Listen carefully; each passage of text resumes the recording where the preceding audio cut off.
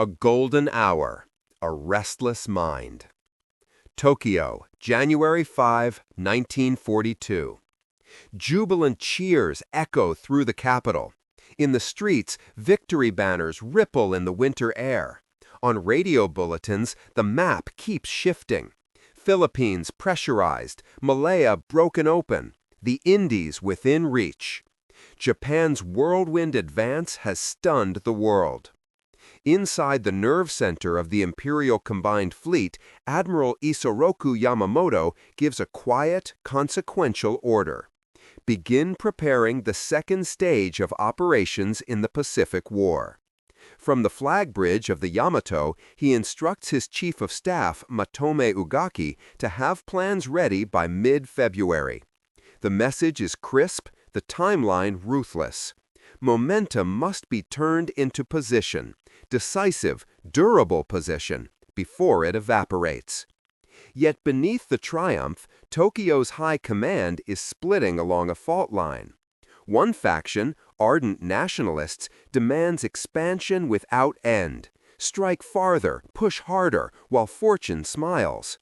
The other, centered on Yamamoto, sees the future's dark shape. He knows America and Britain well. He has negotiated with the British at the London naval conferences and served in Washington as naval attaché. He understands the industrial sinew and the long memory of democracies once roused. Ugaki's diary captures Yamamoto's refrain.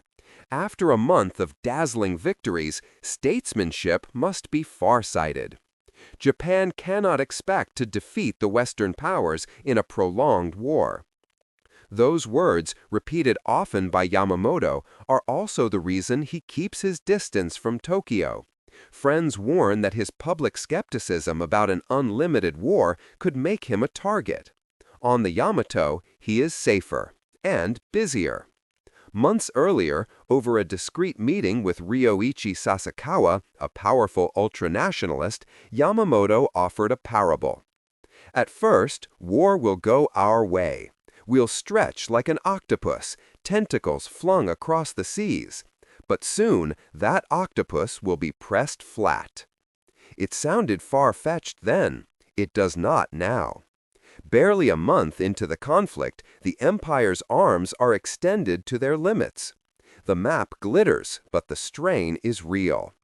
Yamamoto is not against victory. He is against hubris. He believes that once a dramatic, early triumph is secured, Japan will have no more than 18 months of favorable terrain in which to bargain. If there is to be a settlement, honorable and advantageous, it must be one at the summit of success, not begged for in the valley of exhaustion. He even pinpoints a diplomatic window. When Singapore falls, British confidence in India will wobble, and London may listen to peace feelers. But there is a problem. Pearl Harbor, for all its shock, left the most dangerous American assets, the carriers, alive and at sea. The battleships are broken. The American will is not. Yamamoto senses the United States hardening, not crumbling. The planners in Tokyo argue for vast schemes, from India to Australia, but Yamamoto is unsatisfied. He wants something spectacular and finite. A single blow that creates space for negotiation without dragging Japan into a continental quagmire. The clock is ticking. The first month of glorious victory has ended. Inside those victories, Yamamoto hears the future humming. A second stage must be written, bold, surgical, and aimed not merely at charts and harbors, but at political leverage. The admiral turns back to his maps. Rifts in the High Command and the Midway Gambit. In the marble corridors of the Imperial Navy Ministry, the air is thick with triumph and tension. Japan's victories have come so swiftly that even her own strategists can't keep pace. From Manila to Hong Kong, the rising sun seems unstoppable. But Yamamoto senses that speed can be as deadly as hesitation. At strategy meetings in Tokyo, he listens as army generals thump their fists on the table. They dream of rolling westward into India, the Middle East, even the Soviet Union. The more cautious naval officers speak of securing resources and fortifying what's already taken. But Yamamoto? He wants something different entirely. A decisive naval showdown that would shatter America's carrier strength and force Washington to the peace table. He sketches three possible courses of action: a strike into the Indian Ocean, destroying Britain's Far Eastern fleet and linking with the Germans pushing through the Caucasus. Japan would control the world's oil veins. A massive assault on Australia, cutting America off from a southern base. A surprise attack on Midway Island, the American outpost between Hawaii and Asia, an irresistible bait to draw the U.S. carriers into a single annihilating battle. The Army vetoes his idea of fighting the Soviets, too costly, too landbound. They also reject his Indian Ocean fantasy as logistically impossible. Tokyo's naval general staff instead rallies behind the Australia plan, already dreaming of occupation governments for Sydney and Wellington. But Yamamoto shakes his head. Australia, he argues, would take too long and would not shock the enemy enough. What Japan needs is an act so audacious that the Americans, dizzy from the blow, will accept negotiation while Japan still holds the upper hand. And so, quietly, he begins shaping a new operation, the MI Plan. Its target, Midway. Its purpose, to destroy the remaining American carriers in one thunderclap of fire and sea. Simultaneously, he drafts the AL Plan, a smaller move to seize the Aleutian Islands off Alaska, a feint to distract U.S. attention from Midway. If both succeeded, the way to Hawaii, and perhaps even the U.S. West Coast, would stand open. Yamamoto envisions Japan at its zenith, able to offer a magnanimous peace from strength, not surrender. In Tokyo, the admirals argue fiercely. To some, Yamamoto's obsession with Midway looks reckless, almost romantic. But his authority as the hero of Pearl Harbor carries the day. Reluctantly, the Navy approves his plan. The ink dries on the orders, and with it, Japan's fate begins to seal. Meanwhile, fate is already moving. In April 1942, while Tokyo celebrates the fall of Singapore and the collapse of Bataan, a handful of American bombers, led by Lieutenant Colonel James Doolittle, appear suddenly over the capital. Their bombs are militarily trivial, but psychologically devastating. The Doolittle Raid stuns Japan. For the first time, the homeland has been touched. The illusion of invulnerability shatters. And Yamamoto knows what that means. The Americans are not broken. They are awakening. He looks to the sea once more. The next battle, Midway, must not only redeem Japanese pride, but buy Japan the peace he still believes is possible. The Doolittle Shock and the Road to Midway's Disaster. April 18, 1942. Tokyo awakens to the sound of sirens. The capital's defenses scramble in disbelief as American B-25 bombers launched from a distant carrier roar overhead. Bombs fall across the city, small in number but vast in meaning. For the first time, the Japanese homeland is struck. Civilians flee through the smoke, the imperial palace trembles, and in the corridors of power, the myth of Japan's untouchable empire collapses in a heartbeat. The raid inflicts little physical damage, but a catastrophic wound to pride. In Tokyo's war rooms, fear replaces arrogance. If the Americans can hit Tokyo, where will they strike next? And for Yamamoto, the message is clear. The United States is not retreating, it is only beginning to fight. The response from Japan's leadership is furious and chaotic. While the army fumes at the humiliation, the Navy turns to Yamamoto with renewed urgency. His Midway plan, once controversial, now becomes a rallying cry. Only a spectacular naval victory, they argue, can erase the shame of Doolittle's raid. By May, Yamamoto finalizes every detail. 4 of Japan's finest carriers, Akagi, Kaga, Soryu, and Hiryu, will form the spearhead. They are the veterans of Pearl Harbor, the pride of the combined fleet. To them will be added the might of battleships, cruisers, submarines, and hundreds of aircraft. It is a vast armada, designed not merely to win, but to humiliate America once more. The target is Midway Atoll, a small American outpost far west of Hawaii. Yamamoto's idea is brilliant on paper. Strike Midway, force the Americans to defend it, and when their carriers appear, destroy them all in one decisive battle. When that happens, the Pacific will be Japan's. But across the ocean, in the quiet intelligence rooms of Pearl Harbor, another kind of weapon is taking shape. American code breakers, patient, unseen, tireless, have cracked Japan's naval cipher. They know the enemy's plans before they sail. They know AF means Midway. They even know the date.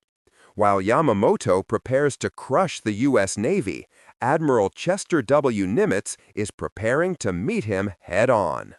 It is the perfect trap, the hunter unaware that he has already become the hunted. June 4, 1942. Dawn over the Pacific. From the decks of their carriers, Japanese pilots rise into the air, confident that this day will echo the glory of Pearl Harbor. They find Midway and rain destruction upon it. Flames bloom, defenses falter, but the Americans endure. As the Japanese prepare for a second wave, their decks are crowded with refueling aircraft and armed torpedoes. Then, on the horizon, come the American dive bombers. They fall from the clouds like thunderbolts. In the space of 5 fateful minutes, Japan's naval supremacy burns before her own eyes. Akagi, Kaga, Soryu, and later Hiryu, all 4 carriers, the heart of Yamamoto's fleet, engulfed in fire. An empire built on waves suddenly finds itself adrift. Back on the Yamamoto, Yamamoto receives the reports in stunned silence. 4 carriers gone? Thousands of sailors lost? The dream of dictating peace shattered. In Tokyo, the truth is hidden. The defeat is so immense that even senior officers are told only fragments. Official bulletins speak of a strategic withdrawal. But inside the Navy's highest ranks, there is no mistaking the truth. Japan's tide has turned. The Midway disaster does not just sink ships, it sinks illusions. And yet the empire continues to fight, unwilling to accept the inevitable. Yamamoto's vision of ending the war with honor is now impossible. The United States, once bloodied, is reborn, angry, organized, and relentless. The Pacific, once a Japanese lake, is about to become a battlefield of attrition. The South Pacific Storm, Guadalcanal rising. The smoke from Midway has barely cleared when the Imperial Navy begins to move again. Publicly, Japan calls it a victory. Privately, the truth is unbearable. 4 carriers gone. Hundreds of the best pilots dead. But in Tokyo's strategy rooms, the orders keep coming. Advance south. Take New Guinea. Cut Australia off from the Americans. Even as Yamamoto reels from Midway, the army refuses to slow down. They still dream of conquest, of sealing off the Pacific with a chain of islands stretching from the Solomons to Samoa. The Japanese Navy, obedient but weary, pushes forward. In January 1942, they capture Rabaul, a natural fortress on New Britain Island. It becomes their new stronghold, a web of airfields, docks, and submarine pens.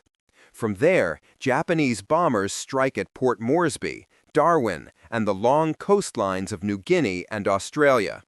To the soldiers in Tokyo, it looks like another wave of triumph. To Yamamoto, it looks like a road to nowhere. By spring, American commanders are watching anxiously. General Douglas MacArthur, recently arrived from the fall of the Philippines, sends urgent cables to Washington. If Japan takes New Guinea, he warns, Northern Australia will be next. He begs for reinforcements, carriers, planes, men, but Admiral Ernest J. King replies grimly, "Until the end of June, we have only 2 carriers left in the entire Pacific."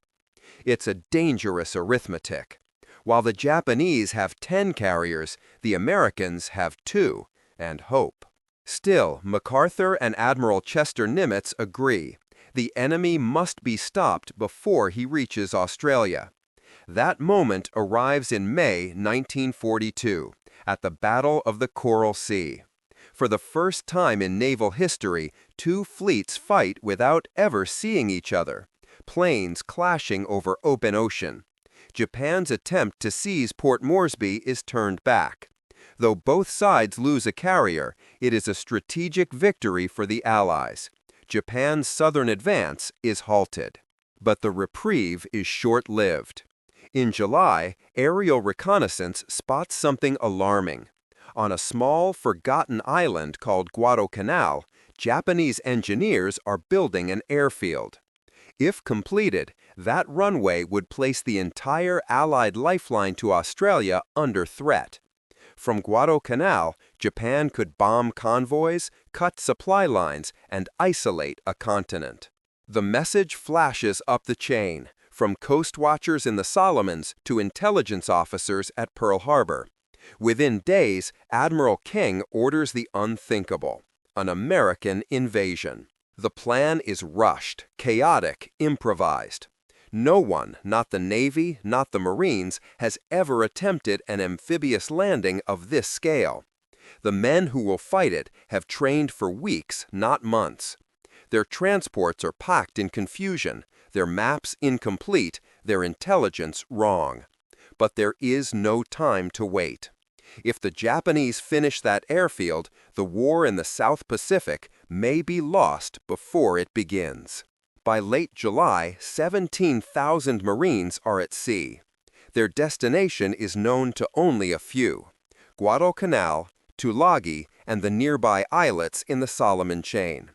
Commanding the operation is Vice Admiral Robert L. Gormley, a cautious man.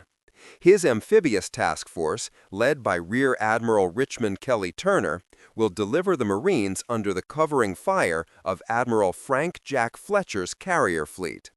But doubts grow. At the final briefing aboard the carrier Saratoga, Fletcher warns, "I will stay only 2 days to cover the landings. We cannot risk our carriers." Even before the first shot is fired, tension cuts through the ranks. Some believe the invasion is madness. Others, like Turner, see no choice.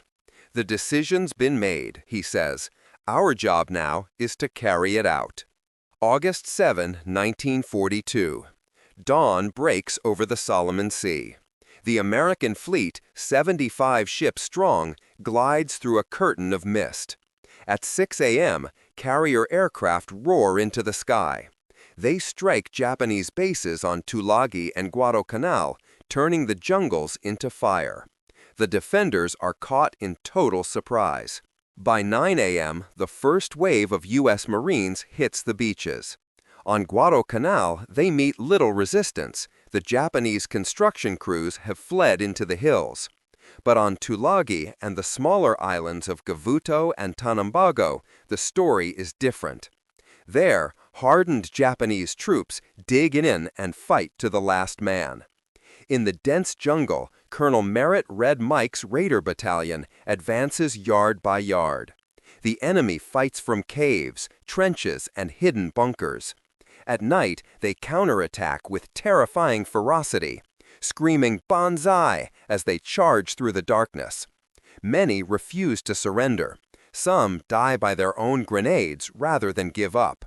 For the first time, American troops meet the full force of the Japanese warrior code. No retreat, no mercy. By the second day, Tulagi is secured, but at a terrible cost. Of 250 Japanese, almost all are dead. American casualties are heavy, but the island is theirs.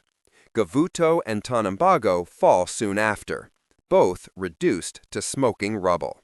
Meanwhile, on Guadalcanal, progress seems almost too easy. The Marines push inland and capture the half-finished airfield. They rename it Henderson Field, in honor of a pilot killed at Midway. As they raise the American flag, one Marine mutters, "I wish those Japs would come out and fight. All they do is run." He doesn't know what's coming, because in the waters beyond the island, a Japanese counterattack is already on its way. A fleet of cruisers racing south through a narrow sea lane that Allied sailors will soon call the Slot. And before dawn, the night sky above Guadalcanal will explode in flame.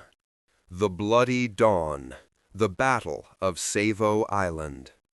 Night, August 8, 1942. The sea is calm. The moon lies hidden behind drifting clouds. Across Iron Bottom Sound, the narrow waters between Guadalcanal, Tulagi, and Savo Island, the dark silhouettes of Allied ships drift quietly on the waves. On shore, 11,000 U.S. Marines sleep beside the new airfield they've just seized. Their victory seems complete. The Japanese defenders have fled, and the beach is stacked with crates of food, ammunition, and gasoline. Everything feels too easy. Out at sea, Admiral Richmond Kelly Turner, the amphibious commander, reviews his situation with growing unease. His Marines are still unloading supplies. The beaches are chaos.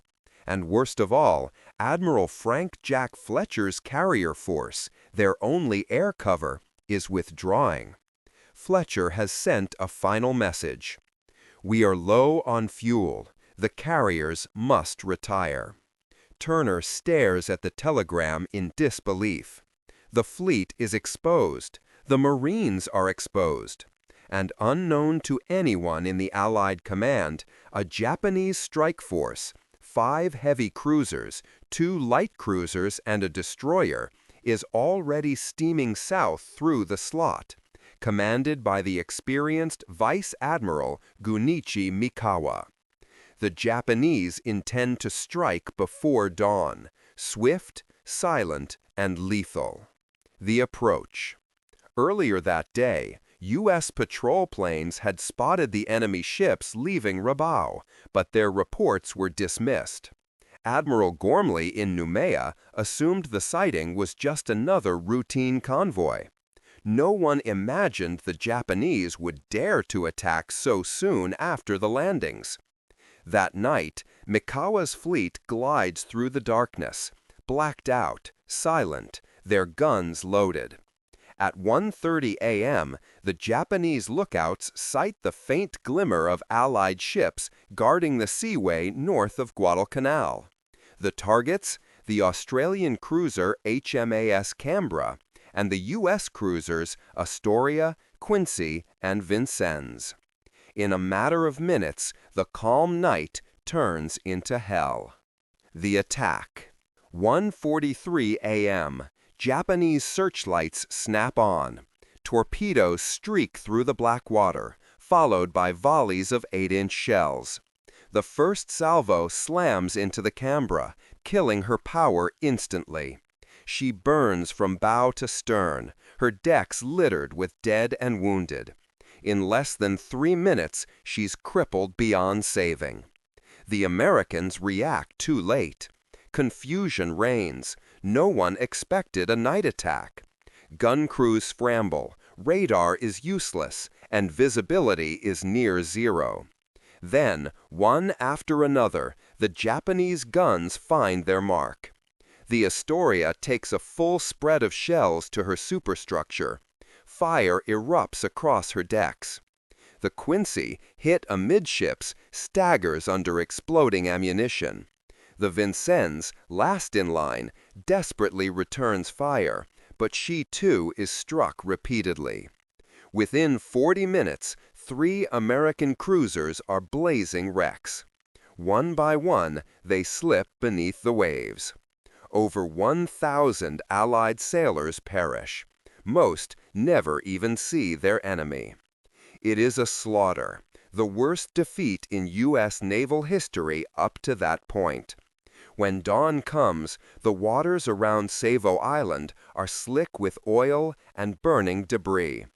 The Marines ashore can see the columns of smoke on the horizon, but they have no idea what has happened. The withdrawal. Astonishingly, Admiral Mikawa orders a retreat. He has the chance to steam into the transport anchorage and annihilate the American landing force. But fearing daylight air attacks, he turns north before sunrise. The Japanese have won a crushing victory, but they leave the transports untouched. On Guadalcanal's beaches, the Marines continue to unload supplies, unaware that the fleet which guarded them has been shattered and withdrawn. By August 9th, when Admiral Turner learns the full scale of the disaster, his heart sinks. The carriers are gone. The cruisers are gone. The Marines, 11,000 men, are alone on an island now surrounded by enemy waters. As night falls, a lone Marine looks out across the dark jungle and whispers, "I guess we're on our own now." He's right. From this night forward, Guadalcanal becomes a siege. 6 months of terror, starvation, and slaughter. The tide of the Pacific War has begun to turn, but at a price no one yet imagines. Hell in the Jungle. The Siege of Guadalcanal. August 1942. Guadalcanal. For the 11,000 Marines left on the island, dawn brings silence and realization. The fleet is gone. The sky is empty. And somewhere beyond the horizon, the Japanese Navy is regrouping. They begin digging in around the airstrip they've captured, Henderson Field, but it's little more than a patch of scorched dirt. The tropical heat wilts men and metal alike. Mosquitoes swarm in clouds. Rations are scarce. Water is muddy and disease spreads faster than bullets. They call themselves the Cactus Air Force, named for the island's code word. Pilots fly from Henderson's cratered runway, landing through mud and smoke, often under enemy bombardment. Each plane that lands is patched together from spare parts scavenged from wrecks. Each flight could be their last. The Japanese strike back. For Japan, the humiliation of losing Guadalcanal is unbearable. From Rabaul, Admiral Yamamoto orders, "Retake the island at any cost." Night after night, Japanese destroyers roar down the slot, narrow seas glowing with phosphorescent waves. The Americans call them the Tokyo Express. They bring troops, ammunition, and food, but also death. Every few nights, Japanese cruisers shell Henderson Field.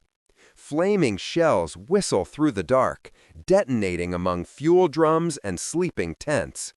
By day, bombers from Rabaul return, black crosses against the blazing sun. Each raid pounds the airfield. Each night, bulldozers scrape new craters smooth for the next morning's takeoff. Still, The Marines endure. The Battle of the Tanaru. August 21, 1942. Before dawn, on the banks of the Tanaru River, the Japanese launched their first counterattack. Hundreds of soldiers from the Ichiki detachment charge across the sand, screaming "Banzai" into the American lines. Machine guns open up. The night explodes in flame and noise. The Japanese come in waves, relentless, fearless, suicidal. Bodies pile up on the beach as the Marines mow them down. When the sun rises, the sand is red. Of 900 attackers, only a handful survive. For the Marines, it's a horrifying victory and a revelation. They now understand the Japanese will not surrender. Every battle on this island will be a fight to the death. Starvation and struggle. As August fades into September, hunger begins to gnaw harder than fear. Japanese submarines sink the few Allied supply ships that manage to slip through. Canned rations rot in the humidity. The Marines grow thin, their uniforms ragged, their boots dissolving in the mud. Some joke darkly that we're the orphans of the Pacific. At night, the jungle comes alive. Japanese snipers crawl to the edges of the perimeter. Voices whisper in the dark. Sometimes Japanese, sometimes ghosts. Every rustle could be an enemy. Every shadow could be death. Inside his field tent, General Alexander Vandegrift writes in his diary, "We are tired, sick, and hungry, but the men still fight. God help us if the Navy doesn't return." The airfield that wouldn't die. Despite the shelling, despite the bombing, Henderson Field stays open. Every day, the Cactus Air Force rises to meet the enemy. A handful of fighters and dive bombers against swarms of Japanese planes. They fight not for glory, but survival. One Marine pilot writes home, "If we lose this airfield, we lose the island. And if we lose the island, we lose the war." By September, reinforcements finally begin to arrive. Soldiers, supplies, and aircraft trickle in through blood and smoke. The Japanese realize Guadalcanal won't fall easily. They prepare a new assault, larger, more brutal, more desperate. And as both sides dig in for the long struggle ahead, Admiral Yamamoto faces the truth he had always feared. Japan's war has become one of attrition, a war it cannot sustain. The dream of a swift, glorious empire is drowning in the black waters of the Solomon Sea. The Turning Tide, Victory and the Cost of Guadalcanal. October 1942. Guadalcanal is no longer just an island, it's a symbol. A patch of earth soaked in blood, disease, and sacrifice, where the fate of the Pacific balances on a knife's edge. The Japanese still call it Operation K, the plan to retake the island. Every night, more destroyers, the Tokyo Express, slash through the slot, unloading troops who vanish into the jungle. Every day, American bombers rise from Henderson Field, attacking those same ships on their way home. The ocean burns nightly. The sky never rests. The Marines call it the meat grinder. The battle for Henderson Field. Late October. Over 20,000 Japanese troops gather on the edge of the jungle, preparing for a massive assault. Rain pours for days, turning foxholes into swamps. When night falls on October 24th, they charge. Thousands of men scream through the darkness, bayonets flashing in the lightning.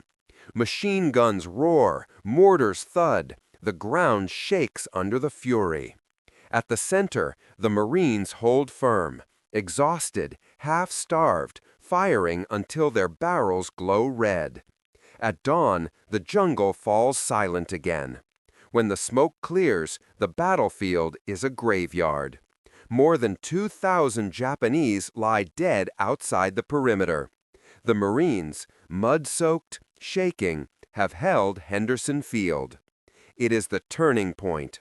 From that night on, Japan will never again mount a successful major offensive in the Pacific. The Sea Battle of Guadalcanal.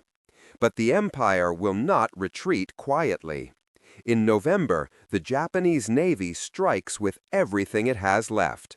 The result, the naval battle of Guadalcanal. 4 nights of chaos and courage that define the war at sea. Cruisers collide in darkness. Torpedoes streak through fire. Ships vanish into explosions that light the rain like lightning. Admiral Daniel Callahan and Rear Admiral Norman Scott both die on their bridges, refusing to abandon their ships. The Americans lose men, ships, and sleep, but they win something greater: control of the sea. When the smoke clears, the Japanese fleet withdraws. The Empire of Japan, once master of the Pacific, is in retreat. The final withdrawal. February 1943. Under cover of darkness, Japanese destroyers return to Guadalcanal one last time. Not to attack, but to evacuate.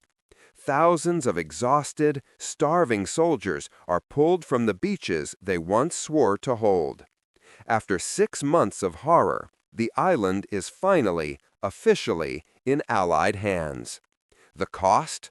Nearly 25,000 Japanese dead, 7,000 Americans, and countless others lost to jungle, disease, and the endless sea. For every mile gained, gallons of blood were spilled. The aftermath. In Tokyo, silence replaces celebration. The dream of the co-prosperity sphere of a Japanese empire stretching across Asia is broken. Factories can no longer replace lost ships or pilots.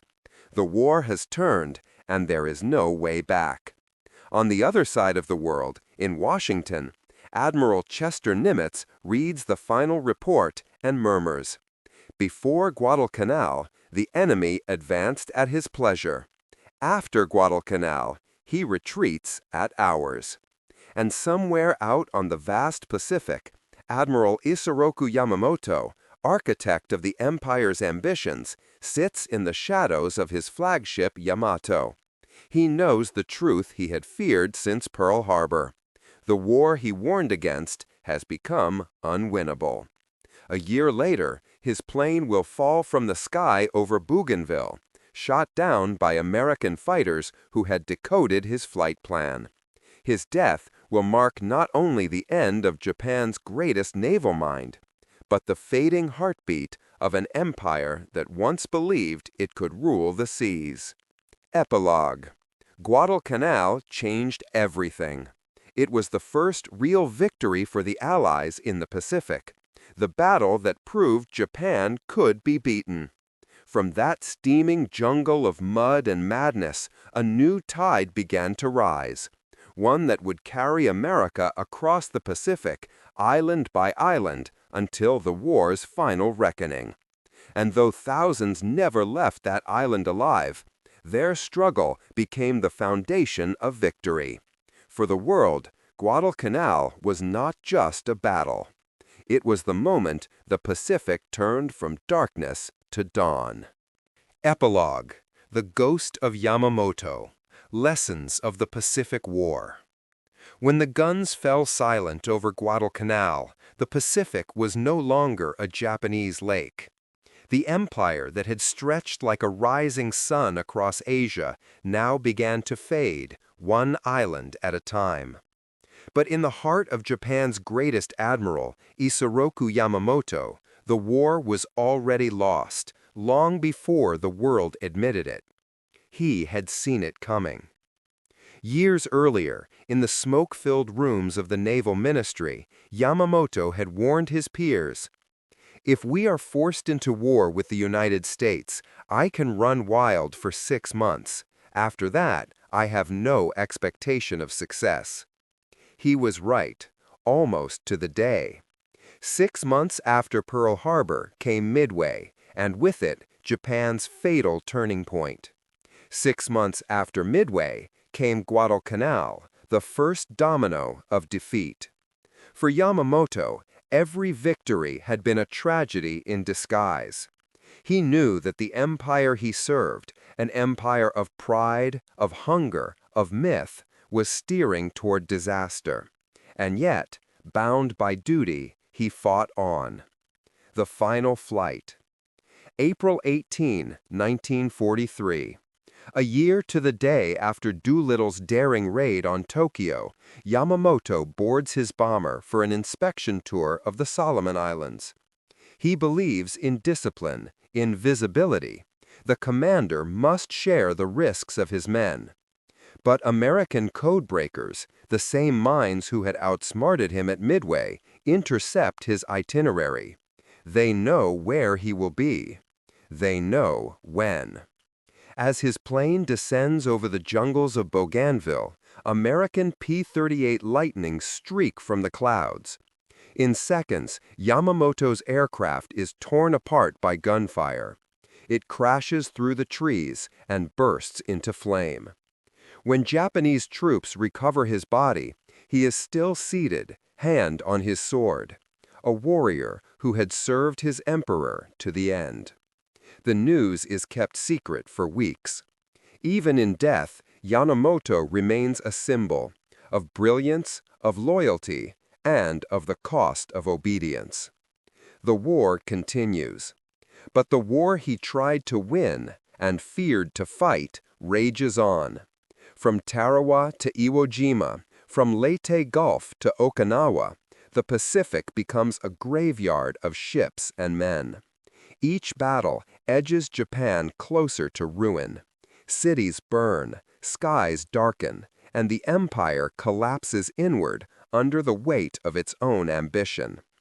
In August 1945, when the mushroom clouds rise over Hiroshima and Nagasaki, Yamamoto's prophecy is complete. Japan's 6 months of running wild have turned into 4 years of fire and despair. The legacy. History remembers Yamamoto as both a genius and a warning, a man of vision and of contradiction. He loved his country, but despised its recklessness. He served the emperor, but feared the politicians. He was the architect of victory and the prophet of defeat. And perhaps, in some quiet place on that endless sea, his ghost still sails the waves, searching for a peace that never came in life. The lesson. Guadalcanal taught the world a truth that still echoes through time, that courage without wisdom leads to ruin, that pride without purpose devours nations, and that even the mightiest empire can drown in its own triumphs. For those who fought there, on both sides, the island was more than a battlefield. It was a crucible, a place where humanity was stripped bare, where survival itself became victory. And for us, looking back across the years, the lesson of Yamamoto's war is clear. Strength means nothing without foresight, and ambition without mercy always destroys itself. Closing image. The camera drifts over the Pacific, calm, endless, indifferent. Below the waves lie the rusted hulks of ships, the silent bones of sailors, the ghosts of men who once believed they could shape history. The sun rises over Guadalcanal, golden, forgiving. And in that light, one voice seems to whisper across the water. We ran wild for 6 months, and then we lost everything. Fade to black. Title card, Guadalcanal, where the rising sun began to set.